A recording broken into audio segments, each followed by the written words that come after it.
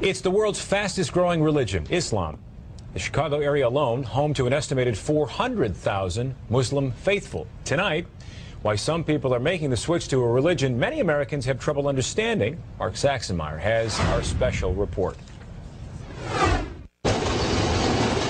This is the story of three Chicagoans, all raised as Christians, all who've decided to ultimately reject that religion. Internet is down. Nadira Rodriguez Muhammad grew up Catholic, but found herself constantly questioning the long-held beliefs of her family. I always felt that something was missing for me. Ian Bushner is a law student at the University of Chicago. I felt like that there wasn't a God. Whitney Nichols is a new Loyola grad who grew up in suburban Streamwood. I guess what I was really looking for was what felt most natural and most logical to me.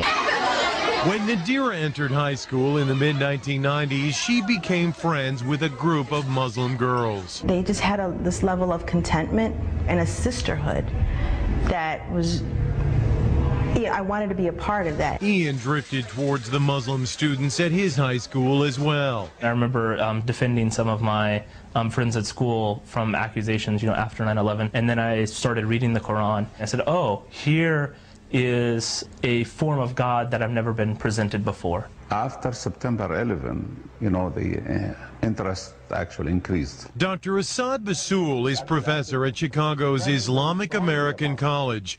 He says the tragedy 6 years ago initially prompted angry questions, but eventually many of the curious found answers to their own spiritual questions through Islam and converted. Sometimes, negative things bring positive things.